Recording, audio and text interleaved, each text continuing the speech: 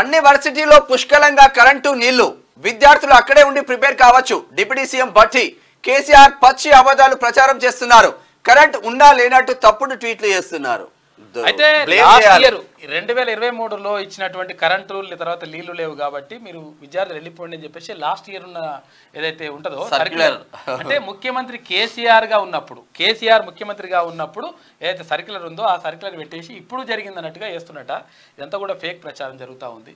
అయితే ఎప్పుడు కూడా అంటే ఎన్నడూ కూడా ఉస్మాన్ యూనివర్సిటీ కానీ తర్వాత తెలంగాణలో ఉన్నటువంటి 10 యూనివర్సిటీల గురించి ఎన్నడూ కూడా మాట్లాడని, ఎన్నడూ గురించి పట్టించుకొని, ఎన్నడూ అక్కడ రిక్రూట్మెంట్ గురించి పెద్దగా పట్టించుకున్నటువంటి కేసీఆర్ ఇప్పుడు ఈ ఉస్మానియా యూనివర్సిటీ పైన తర్వాత విద్యార్థుల పైన ప్రేమ ఉలకబోస్తున్నట్టుగా నటిస్తూ ఉన్నాడు. నీ నటన ఈజీగా అర్థమైపోతుంది కాక. ఎందుకంటే నువ్వు చేసిన నాశనం తక్కువనా?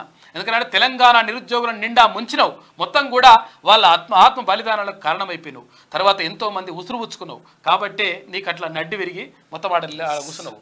ఎందుకంటే ఇప్పుడు తెలంగాణ నిరుద్యోగులు మొత్తం కూడా గోసపడతా ఉంటే కనీసం నీ బిడ్డకు, అల్లునికి, తర్వాత కొడుకు వీళ్ళందరూ కూడా జాబులు నింపుకునే తప్ప ఎక్కడ కూడా తెలంగాణ నిరుద్యోగులను పట్టించుకున్న పాపన పోలేదు.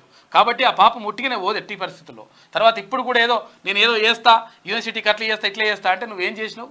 2014 నుంచి ఇప్పటి వరకు 2024 వరకు ఎన్నడన్నా పోస్టులు నింపే ప్రయత్నం చేసినవా? తర్వాత ఏమన్నా అవస్థాపన సౌకర్యాలు కల్పించేటువంటి ప్రయత్నం చేసినవా? ఎక్కడన్నా ఎవరైతే స్కాలర్స్ ఉంటారో వాళ్ళకు కనీసం స్టైఫండ్ ఇచ్చేటువంటి ప్రయత్నం చేసినవా? లేకపోతే ఫెలోషిప్లు ఇచ్చేటువంటి ప్రయత్నం చేసినవా?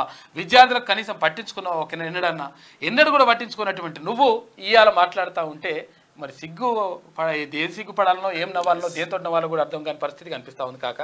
అర్థం చేసుకో.